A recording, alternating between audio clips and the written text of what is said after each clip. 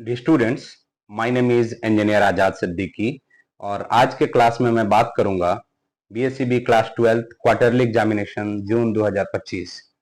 ये पेपर मैंने यहाँ लगा रखा है और इसमें हम लोग one by one objective questions को डिटेल एनालिसिस करेंगे और एक एक क्वेश्चन को देखेंगे। तो सबसे पहले तो चार्ज का इलेक्ट्रिक चार्ज का डायमेंशनल फॉर्मूला पूछ दिया गया है which is very very easy. तो आपको पता है कि Q equal to I T होता है, ठीक है। आई के लिए डायमेंशनल फॉर्मूला ए लिखते हैं और टाइम के लिए टी लिखते हैं, तो सीधा बिना किसी प्रॉब्लम के सीधा सीधा लिख दिया जाएगा Q equal to I T और वहां से क्या हो जाएगा आपका, वहां से आपका हो जाएगा ए टी।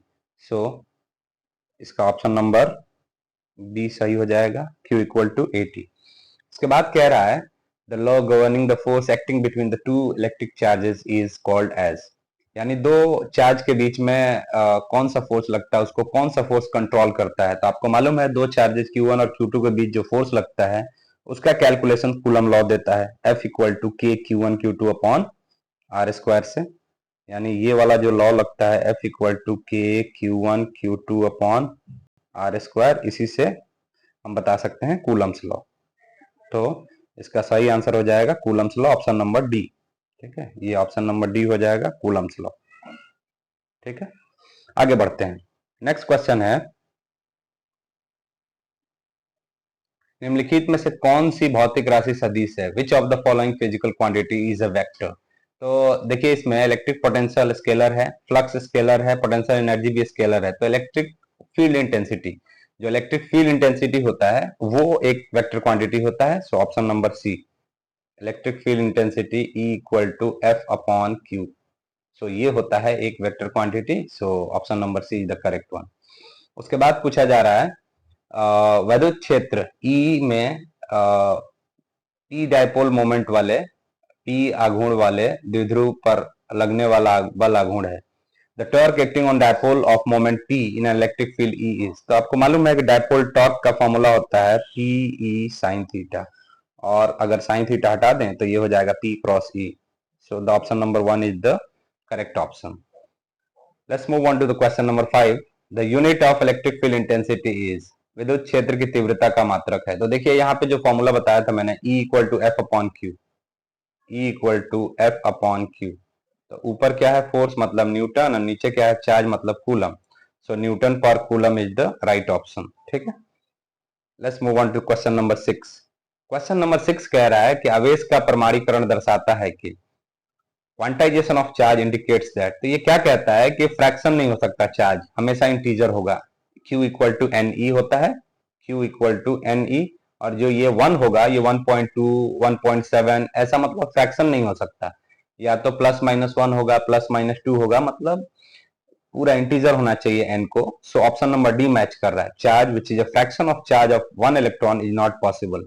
ऐसे इसलिए होता है क्योंकि हम लोग किसी बॉडी को चार्ज करने के लिए इलेक्ट्रॉन को तोड़ के नहीं दे सकते। इलेक्ट्रॉन को फंडामेंटल चार्ज कहा जाता है, इलेक्ट्रॉन को फर्दर तोड़ा नहीं जा सकता, इसलिए एन हमेशा इंटीजर होगा। यानी कम से कम एक इलेक्ट्रॉन का चार्ज आपको देना पड़ेगा। एक दीजिए, दो दीजिए, 5 दीजिए, 5000 दीजिए, 1.2 नहीं दिया जा सकता। सो option number D is the correct option, ठीक। आगे बढ़ते हैं। क्वेश्चन नंबर 7, बिंदु आवेश के कारण आर दूरी पर विद्युत विभव का मान। तो देखिए भी होता है K Q upon R, point charge के कारण।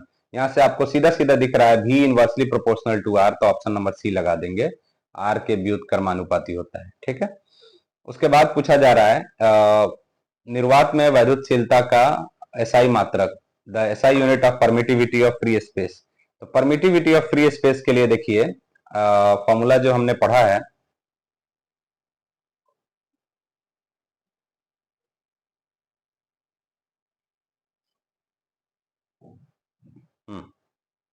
ये जो फॉर्मूला है F equal to 1/4 pi epsilon naught Q1 Q2 upon R square, ठीक है। एप्सिलॉन नॉट को अगर शिफ्ट करें हम लोग इधर तो ये हो जाएगा एप्सिलॉन नॉट इक्वल टू हो जाएगा 1/4 पाई F, और ये वैसे ही रहेगा Q1 Q2 upon R square.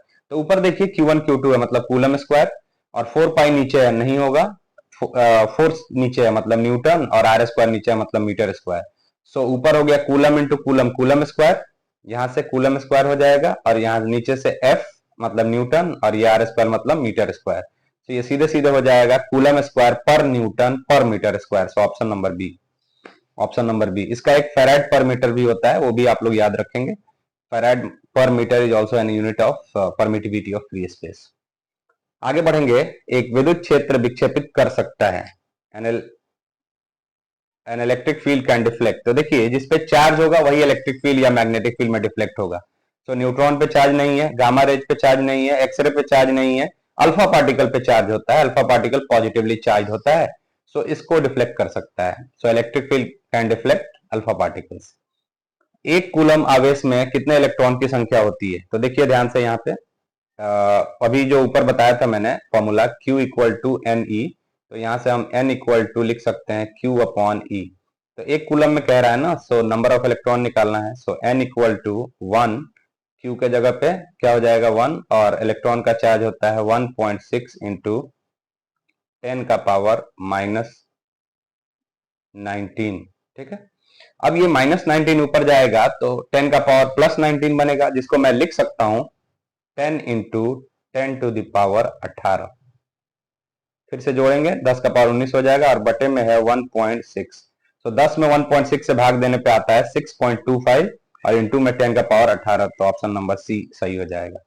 6.25 into 10 का पावर 18, ये इतने नंबर ऑफ इलेक्ट्रॉन होते हैं एक कूलम में। ठीक है, आगे बढ़ते हैं।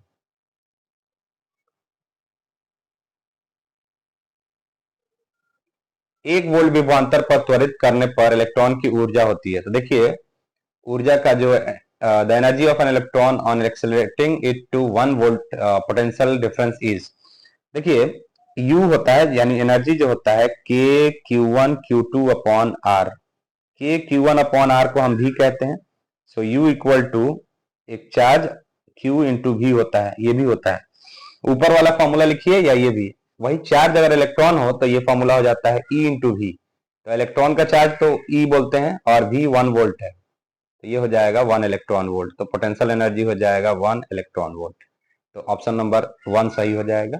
ठीक है, क्योंकि इलेक्ट्रॉन को चार्ज को मैंने ई लिख दिया और वोल्ट को मैंने 1 वोल्ट लिख दिया, सो डायरेक्टली मैं लिखूंगा एनर्जी हो जाएगी 1 इलेक्ट्रॉन वोल्ट। ठीक है, ये हो गया क्वेश्चन नंबर 11। आगे बढ़ते हैं।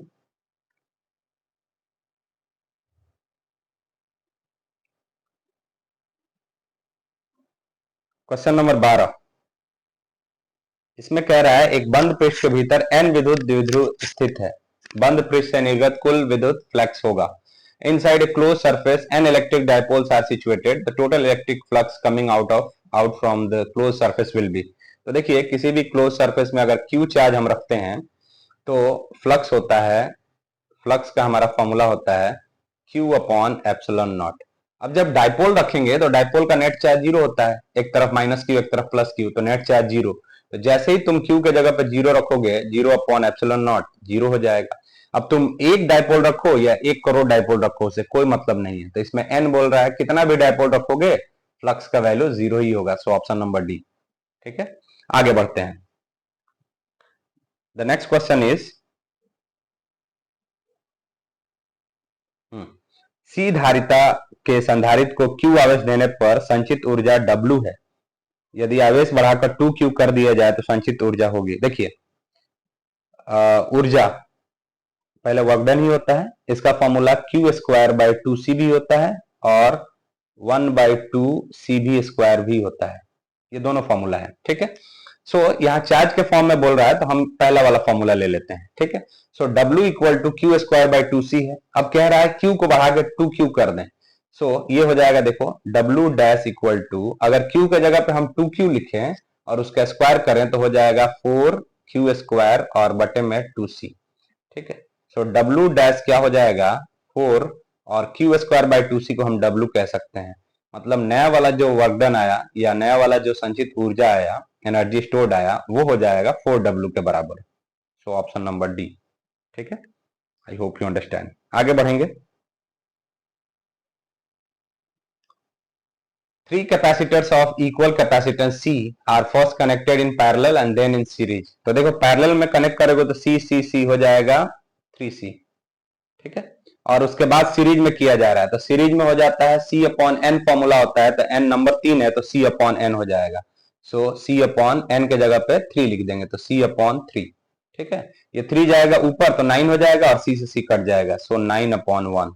ठीक है, ये सी से सी कट जाएगा और 3 पलट के जाएगा ऊपर तो 9 upon 1। So option number C 9 upon 1 हो जाएगा। क्लियर, आगे बढ़ते हैं।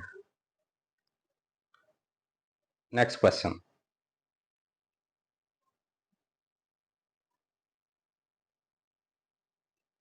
100 माइक्रोफराड धारिता वाले संधारित्र को 100 वोल्ट तक आवेशित करने में उसमें संचित ऊर्जा होगी। देखिए, अभी मैंने बताया कि एनर्जी का फॉर्मूला होता है half C V square, C V square. तो देखो यहाँ पे जो सी है ना वो 100 माइक्रोफराड दिया है, तो माइक्रो का मतलब क्या होता है, देखिए 100 माइक्रो का मतलब होता है 10 का पावर माइनस 6, 10 का पावर माइनस 6 और ये फराड। ठीक है, सी का वैल्यू। अब देखो 100 का मतलब 10 का पावर 2, 10 का पावर माइनस 6 में से 2 निकला तो 10 का पावर माइनस 4 फराड। ठीक है, तो यहाँ पे मैं रखूंगा u इक्वल टू 1/2 इंटू सी के जगह पे 10 का पावर माइनस 4। उसके बाद v स्क्वायर करना है, तो 100 वोल्ट है तो 100 का स्क्वायर 10,000 मतलब 10 का पावर प्लस 4। तो 10 का पावर प्लस 4 और माइनस 4 कैंसिल, 1/2 जूल यानी 0.5 जूल आंसर आ जाएगा। 1/2 जूल यानी 0.5 जूल, सो 0.5 जूल। ऑप्शन नंबर डी है। ठीक है, so option number D is the correct option, 0.5 joule. Done. उसके बाद आगे बढ़ते हैं हम।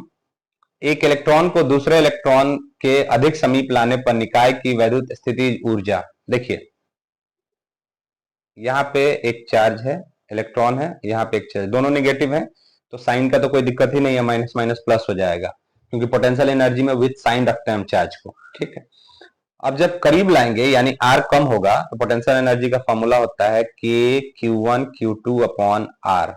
ठीक है, तो साइन का तो कोई दिक्कत ही नहीं है, और आर को जब कम करेंगे हम तो पोटेंशियल एनर्जी बढ़ जाएगी।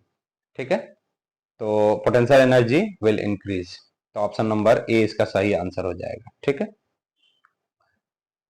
When electron is brought closer to another electron then the electric potential energy of the system क्या हो जाएगी, इंक्रीज हो जाएगी। अगला भी बड़ा आसान है, देखिए C इक्वल टू होता है Q अपॉन V यानी कूलम पर वोल्ट, और कूलम पर वोल्ट को ही हम फराड कहते हैं। सो एक फराड होता है 1 कूलम पर वोल्ट के बराबर, सो ऑप्शन नंबर सी, एक फराड होता है 1 कूलम बाई 1 वोल्ट के बराबर। ठीक है, क्वेश्चन नंबर 18 की तरफ बढ़ते हैं।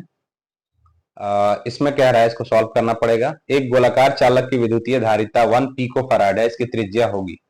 Electrical capacity of spherical conductor is 1 pico farad, it's radius will be. तो देखिए C का फॉर्मूला होता है 4 pi epsilon naught into R. ठीक है, क्योंकि गोलाकार है, ठीक है, स्फेरिकल है, तो 4 पाई एप्सिलॉन नॉट इधर लाएंगे हम अगर, तो R इक्वल टू हो जाएगा C upon 4 pi epsilon not. ठीक है, अब देखो R इक्वल टू C तो दिया हुआ है कितना, 1 पीको फराड, पीको का मतलब होता है 10 का पावर माइनस 12। ठीक है, थोड़ा सा और इधर से लिखता हूं मैं, देखिए R equal to 1/4 pi epsilon naught का वैल्यू होता है 9 इंटू 10 का पावर 9, और C का वैल्यू 1 पिको फराड मतलब 10 का पावर माइनस 12। ठीक है, सो R इक्वल टू हो जाएगा 9 इंटू माइनस 12 में से 9 निकला, 10 का पावर माइनस 3 मीटर, 9 मिलीमीटर, या 9 इंटू 10 का power minus 3 metre. So option number A सही है। ठीक, आगे बढ़ते हैं।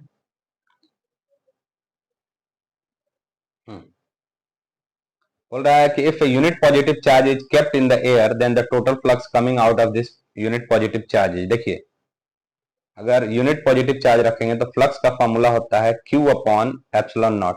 Q के जगह पे 1 रख दोगे तो 1 अपॉन एप्सिलॉन नॉट, और ऊपर जाएगा तो इनवर्स हो जाएगा। ठीक है, तो ऑप्शन नंबर बी सही दिख रहा है, ये वाला एप्सिलॉन नॉट का इनवर्स, ये 1 बाय एप्सिलॉन नॉट को हम लोग ऐसे लिखेंगे। ठीक है, चलिए आगे बढ़ते हैं।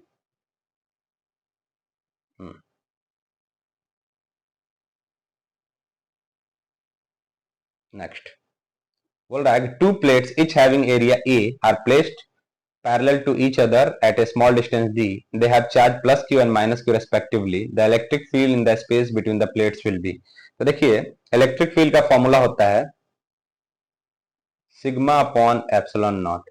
और सिग्मा का फॉर्मूला होता है Q अपॉन ए, तो Q upon A into epsilon not हो जाएगा इलेक्ट्रिक फील्ड का formula. So option number D is matching.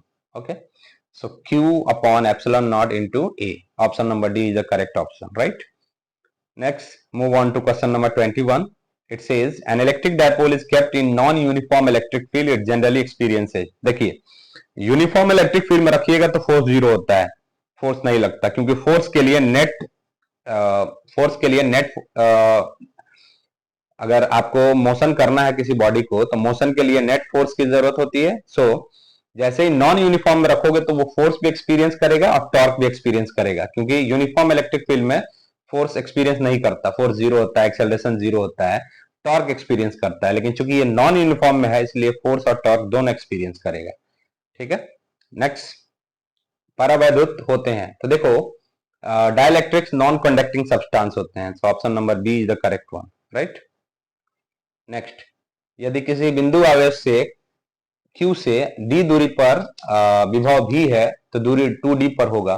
तो देखो नीचे V इनवर्सली प्रोपोर्शनल होता है R से, जैसे V इक्वल टू के क्यू अपॉन डिस्टेंस दिया है R के जगह पे D, ये ठीक है। अब इसको डबल कर देंगे तो पोटेंशियल आधी हो जाएगी ना, तो पोटेंशियल कितनी हो जाएगी, आधी, यानी डिस्टेंस को जब डबल करोगे तो पोटेंशियल आधी हो जाएगी। तो ऑप्शन नंबर ए, ठीक है।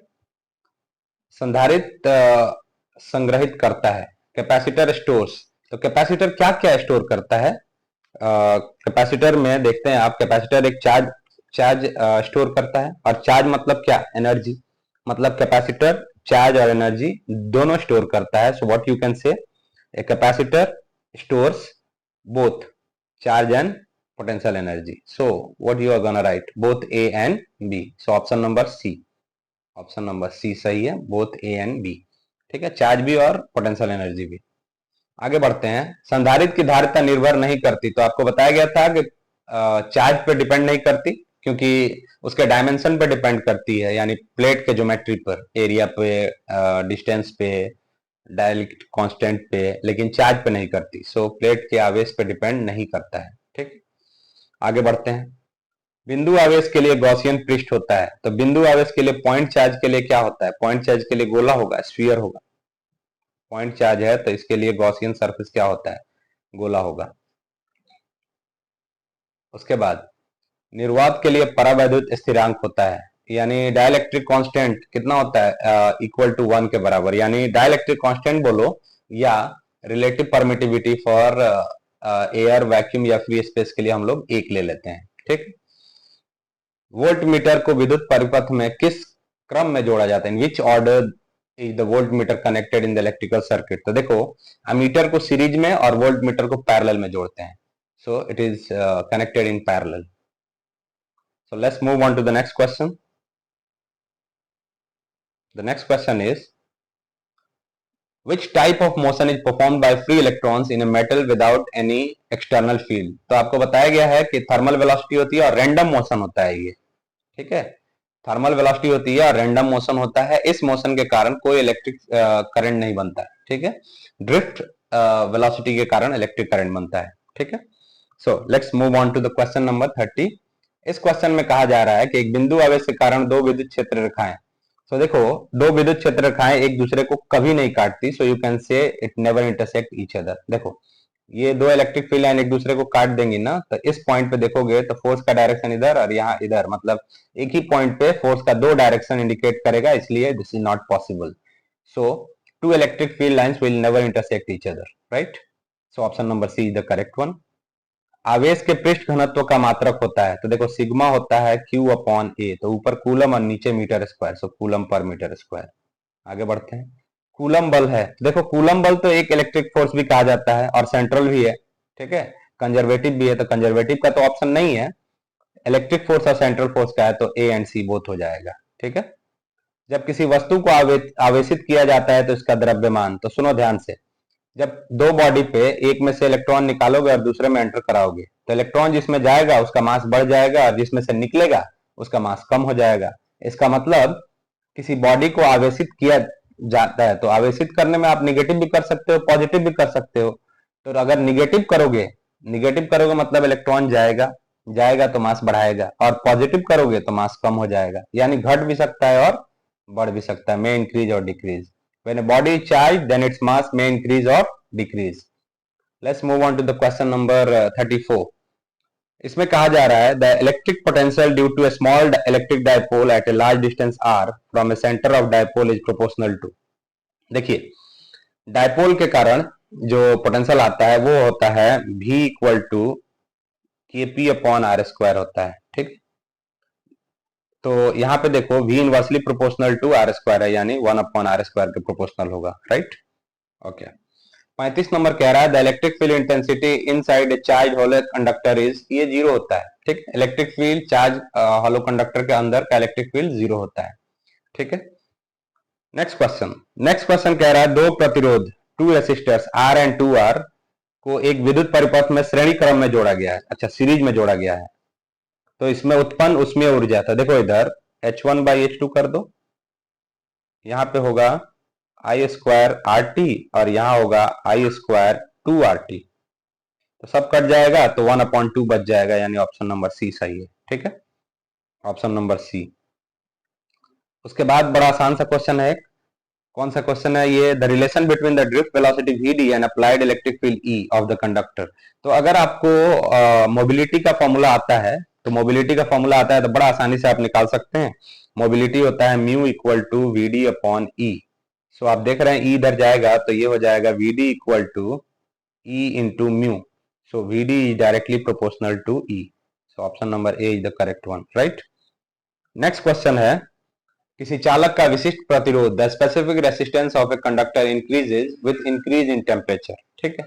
तो देखो कंडक्टर में टेम्परेचर इंक्रीज करने से रेसिस्टेंस और रेसिस्टिविटी दोनों बढ़ता है, सेमीकंडक्टर में घटता है, एलओएच पे कोई खास असर नहीं होता है, ठीक है। सो ऑप्शन नंबर ए सही हो जाएगा।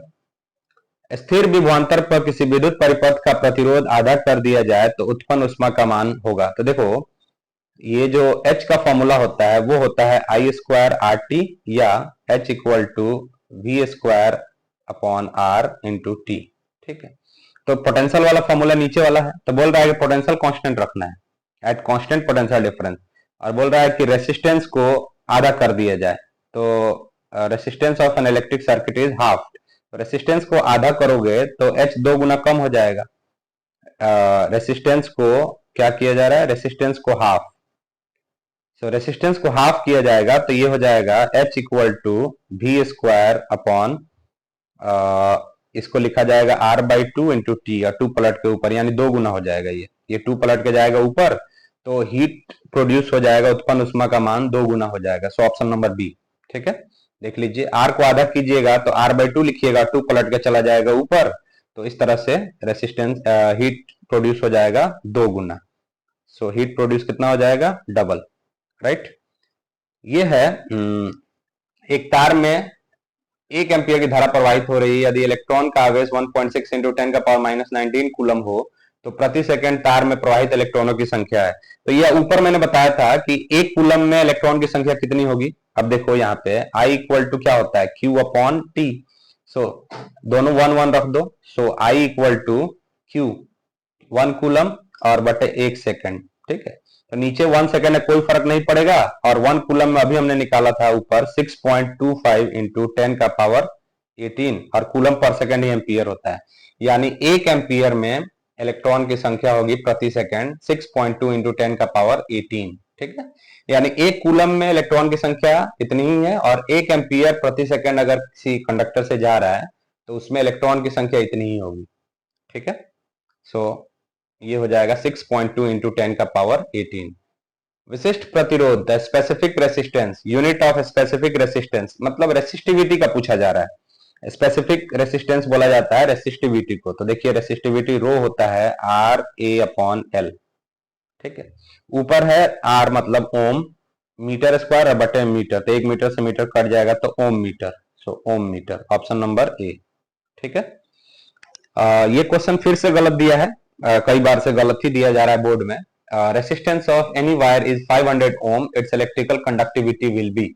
तो देखो रेसिस्टेंस से रेसिस्टिविटी रेसिस्टेंस से कंडक्टेंस निकलता है और रेसिस्टिविटी से कंडक्टिविटी निकलता है, तो ये गलत है क्वेश्चन।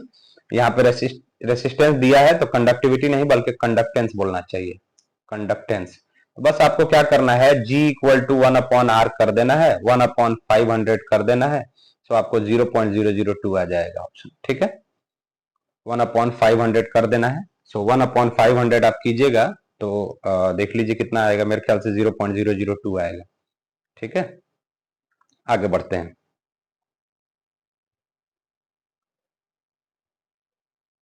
समांतर क्रम में जुड़े 10 ओम के दो प्रतिरोध का तुल्य प्रतिरोध होता है। तो देखिए पैरेलल में होता है, दो को जोड़ते हैं तो R1 R2 by R1 plus R2, ये फॉर्मूला होता है R1 R2 by R1 plus R2, यानी 10 इंटू 10 100 और 10 प्लस 10 20, 100 बाई 20 हो जाएगा 5, ठीक है।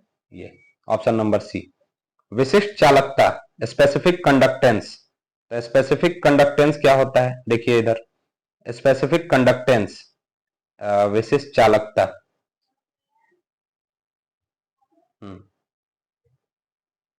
हिंदी में चालकता लिखा है और इंग्लिश में चालकत्व लिखा है। तो देखिए इधर अगर कंडक्टेंस पूछा जा रहा है, ध्यान से सुन लीजिए, कंडक्टेंस पूछा जा रहा है तो G इक्वल टू 1/R, ठीक है, और 1/ओम हो जाएगा। तो 1/ओम को हम लोग साइमन भी कहते हैं, 1/ओम को ओम इनवर्स भी कहा जाता है, और 1/m को ओम को MHO भी कहा जाता है। तो यहाँ पे ऑप्शन है आपका बी, ठीक है, यहाँ पे ऑप्शन है आपका बी, यानी ओम इनवर्स, तो ओम इनवर्स। और अगर, क्योंकि यहाँ पे हिंदी इंग्लिश में दोनों में डिफर कर रहा है, तो अगर कंडक्टेंस पूछा जा रहा है तो G इक्वल टू 1/R लगा दीजिए, और कंडक्टिविटी पूछा जा रहा है तो रेसिस्टिविटी का उल्टा कर दीजिए। देखिए वो भी बता देता हूं मैं यहाँ पे, ठीक है, वो भी सुन लीजिए। रो इक्वल टू 1/सिग्मा होता है, ठीक है, तो सिग्मा इक्वल टू 1/रो, और रो का भी मैंने निकाला था ओम मीटर होता है, और इसका अगर देखेंगे आप तो ओम इनवर्स मीटर इनवर्स हो जाएगा, ठीक है। अगर पूछा जा रहा है स्पेसिफिक कंडक्टेंस, क्योंकि ये हिंदी इंग्लिश में दोनों में डिफर कर रहा है, तो अगर कंडक्टिविटी का पूछा जा रहा है तो ओम इनवर्स मीटर इनवर्स, और इसको साइमन पर मीटर भी कहते हैं, ठीक है, इसी का नाम है साइमन पर मीटर। तो देख लीजिएगा किसका पूछा जाए, दोनों में गलती है, साइमन पर मीटर यानी हिंदी इंग्लिश में डिफर कर रहा है, ठीक है। तो अगर सिग्मा का पूछा है यानी कंडक्टिविटी का पूछा है तो साइमन पर मीटर या ओम इनवर्स मीटर इनवर्स, और अगर जी का पूछा है यानी कंडक्टेंस का पूछा है तो कंडक्टेंस हो जाएगा आपका कंडक्टेंस हो जाएगा ओम इनवर्स, ठीक, ओम इनवर्स या MHO या साइमन, ठीक। तो देख लीजिए कौन सा है। आगे बढ़ते हैं।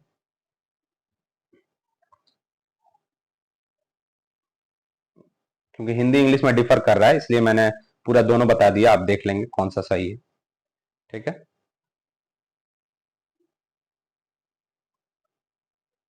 देखिए 45 नंबर क्वेश्चन क्या कह रहा है, 200 वाट के एक टेलीविजन को 4 घंटे तक प्रयुक्त किया जाता है, विद्युत की कितनी इकाई व्यय हुई। तो देखिए 200 वाट का टेलीविजन है, तो अगर हम 200 वाट को किलोवाट में बदलें तो 0.2 किलोवाट हो जाएगा।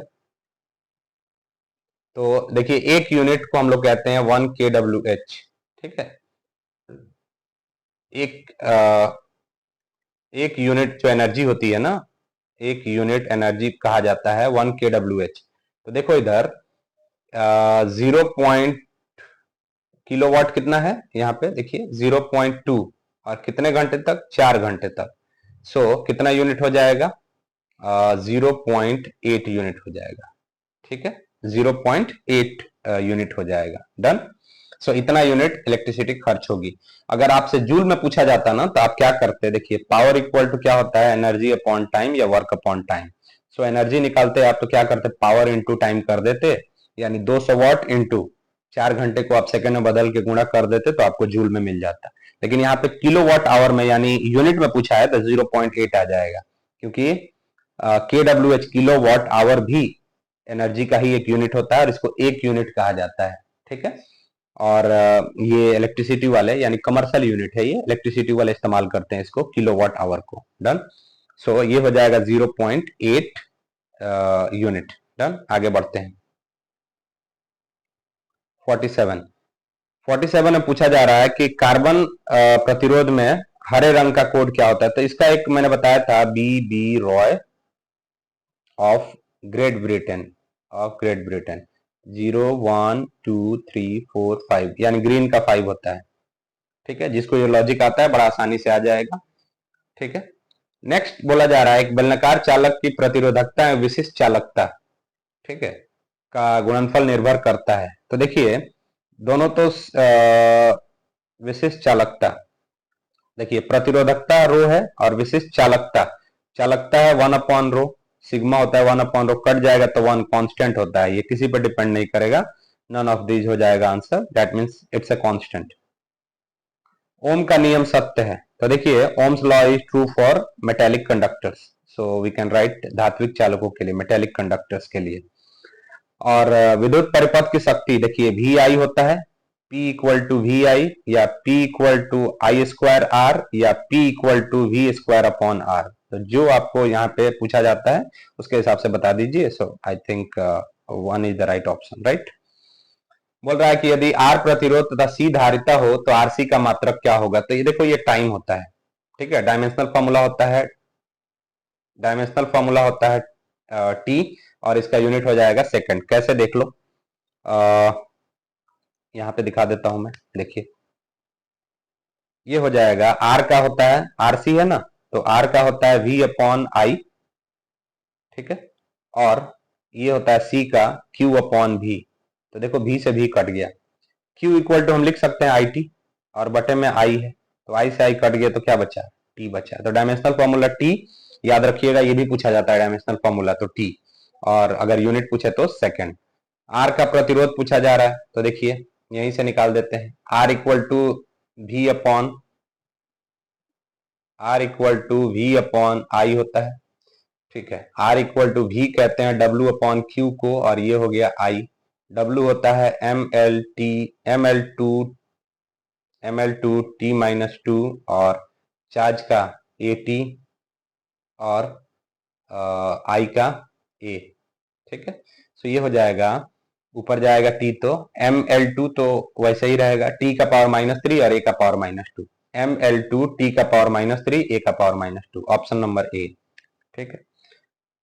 आगे बढ़ते हैं, एक wire of resistance R is cut into 10 equal parts and these parts are connected in parallel. The resistance of this combination will be, तो आपको बताया था अगर बराबर टुकड़ों में कट करते हैं फिर जोड़ते हैं तो ये R डैश होता है R अपॉन एन स्क्वायर के बराबर। सो R अपॉन एन स्क्वायर कितना हो जाएगा, R अपॉन एन स्क्वायर, 10 बराबर टुकड़ों में काटा गया है ना, सो 10 का स्क्वायर हो जाएगा 100, तो R अपॉन 100 यानी 0.01 R, so the option is 0.01 R। D वाला ऑप्शन सही हो जाएगा, देख लीजिए डी वाला ऑप्शन सही है, ठीक है, ये वाला ऑप्शन सही हो जाएगा, इसका शॉर्टकट बताया था मैंने। 1 किलोवाट के विद्युत बल में 1 मिनट में कितनी ऊर्जा व्यय होगी, 1 किलोवाट, 1 किलोवाट का मतलब कितना होता है, 10 का पावर 3 वाट हो जाएगा, ठीक, पावर, और बोल रहा है 1 मिनट में, तो 1 मिनट में कितना सेकंड, 60 सेकंड हो जाएगा, ठीक है। और एनर्जी पूछा, energy equal to power into time होता है, सो पावर है 10 का पावर 3 और ये है 60 सेकंड, सो ये हो जाएगा 10 का पावर 3 है ना और 60, तो ये हो जाएगा 6 इंटू 10 का पावर 4 जूल, सो 6 इंटू 10 का पावर 4 जूल, तो ऑप्शन नंबर डी सही है इसका, 6 इंटू 10 का पावर 4 जूल। अभी मैंने ऊपर बताया था P इंटू टी कर दीजिए, क्योंकि पावर होता है एनर्जी अपॉन टाइम या वर्क अपॉन टाइम, ठीक है। सो ऑप्शन नंबर डी इसका सही हो जाएगा, ऑप्शन नंबर डी सही है। आगे बढ़ते हैं, सूत्र V equal to I R सत्य है, the formula V equal to I R is valid for ohmic resistance, ठीक है। R प्रतिरोध के तार को n बराबर भागों में काटकर श्रेणी क्रम में जोड़ा जाता है, तो इस संयोजन का तुल्य प्रतिरोध होगा, तो देखो अभी ऊपर बताया मैंने formula R upon N square हो जाएगा, ठीक है, so R upon N square, ठीक है। VI ग्राफ की ढाल किस भौतिक राशि को दर्शाती है, सो slope of VI graph represents resistance. Next, Adarsh volt meter का प्रतिरोध होता है इनफाइनाइट, और अगर एमीटर होता तो 0 लिख देते आप, ठीक है, ये दोनों याद रखिएगा। प्रतिरोध को श्रेणी क्रम में यानी सीरीज में जोड़ने पे कौन सी राशि समान रहती है, देखो सीरीज में वोल्टेज बढ़ता है और करंट सेम रहता है, सो धारा सेम रहेगा, ठीक है, current is same, remains same. ये देखिए, एक विद्युत बल्ब पर 200 100 वाट लिखा है, इसमें फिलामेंट का प्रतिरोध होगा, तो देखो आर इक्वल टू हो जाएगा वी स्क्वायर अपॉन पी, क्योंकि पी होता है V square upon R. V square कितना हो जाएगा, वी स्क्वायर है, वी है 200, 200 का स्क्वायर हो जाएगा, 200 का स्क्वायर हो जाएगा 200 इंटू 200 कर दीजिए, और नीचे पावर है 100, 2 जीरो से 2 जीरो कट गया, यानी 400 आएगा आंसर, ठीक है। सो आंसर इज 400, 2 जीरो से 2 जीरो कैंसिल हो जाएगा, तो आंसर बचेगा 400, ठीक है। So answer 400। कोई ऑप्शन नहीं मैच कर रहा है, तो ये इन लोगों ने लिखने में ना गलती कर दी है। एक्चुअली में ये लोग देना चाहते थे क्या, 220 वोल्ट और 100 वाट, ऐसा लिखना चाहते थे। ऐसा लिखते ना तो ये वाला ऑप्शन आता, लेकिन चारों ऑप्शन रॉन्ग है, ऑल ऑप्शन रॉन्ग, और इसका सही ऑप्शन होगा 400 ओम, ठीक है, क्योंकि ये लिखने में गलती है, यही क्वेश्चन मिलता है 220 वोल्ट 100 वाट, ठीक है। एक जूल तुल्य होता है, देखिए इधर कैलोरी में पूछा है, तो एक कैलोरी में 4.18 जूल होता है, ठीक है। तो एक जूल में कितना हो जाएगा, 1/4.18, किधर गया, थोड़ा इधर से लिख लिया जाए,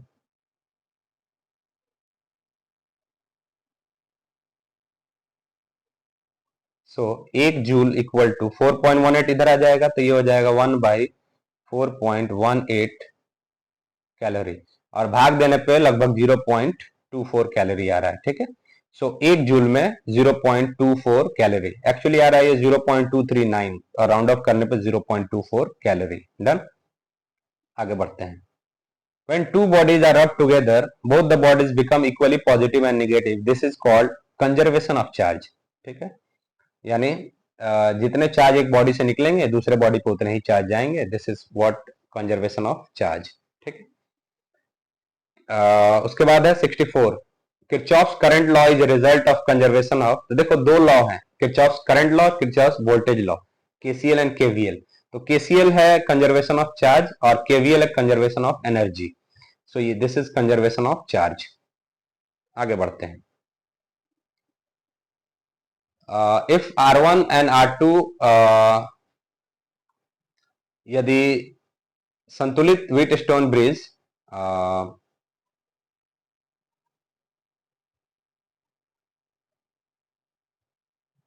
यदि संतुलित व्हीट स्टोन ब्रिज की प्रत्येक भुजा तथा धारामापी का प्रतिरोध R है, तो बैटरी को जोड़ने वाले सिरों के बीच कुल प्रतिरोध होगा।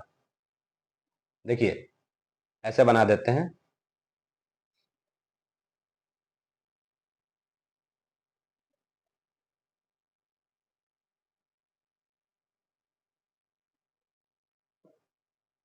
ऐसा बोल रहा है सब आर आर आर है, तो बैलेंस है, तो ये खत्म, और देखो बैटरी इधर जोड़ा गया है, सो ये आर, तो ऐसा मैंने शॉर्टकट बताया है कि जितना रेसिस्टेंस होगा उतना ही हो जाएगा, तो आर।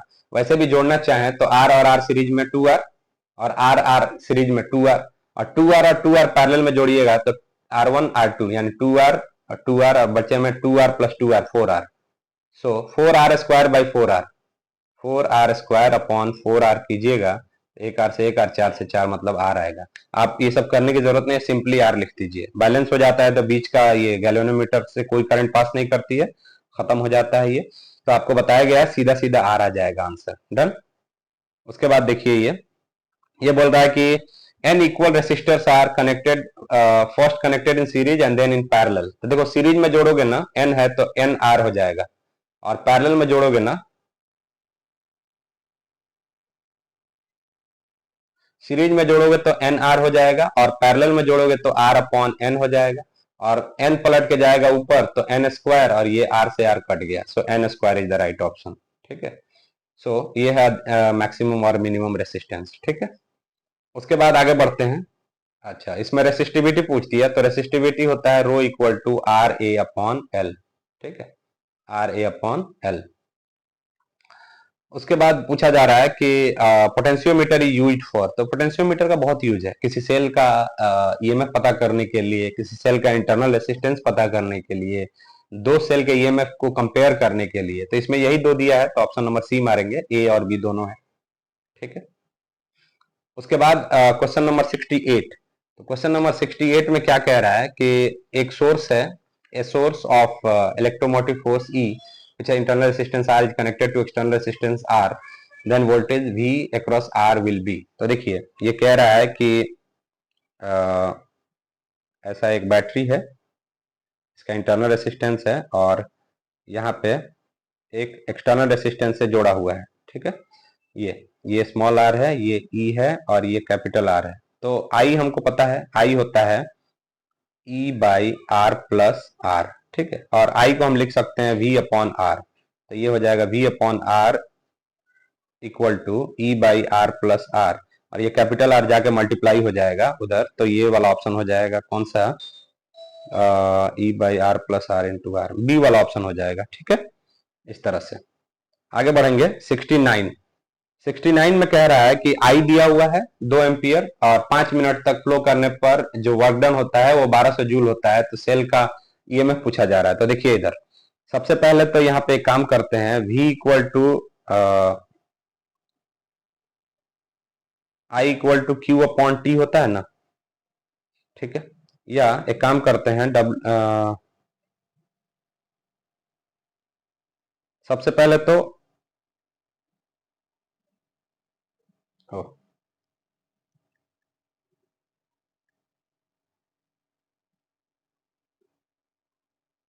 सबसे पहले तो V निकाल लेते हैं। V होता है W अपॉन Q, ठीक है। अब देखो यहाँ पे Q कैसे निकाल सकते हैं हम लोग, Q equal to I T होता है। तो I कितना है, I है 2 और T कितना है 5 मिनट है, मतलब 60 इंटू 5 300, 300 इंटू 2 600 कूलम, ठीक है। सो V आ जाएगा कितना, W है 1200 और बटे में Q है 600 यानी 2 वोल्ट। सो ये ऑप्शन नंबर ये आ जाएगा सी, 2 वोल्ट। उसके बाद बोल रहा है कि गतिशीलता म्यू का एसआई मात्रक। तो देखो गतिशीलता म्यू होता क्या है, वीडी अपॉन ई होता है। तो ऊपर है मीटर पर सेकेंड, मीटर बाय सेकेंड, और ये होता है volt per metre. So metre square by volt second, metre square by volt second, option number A. So this is how we have seen all the questions step by step, all the objective questions we have seen with detailed analysis.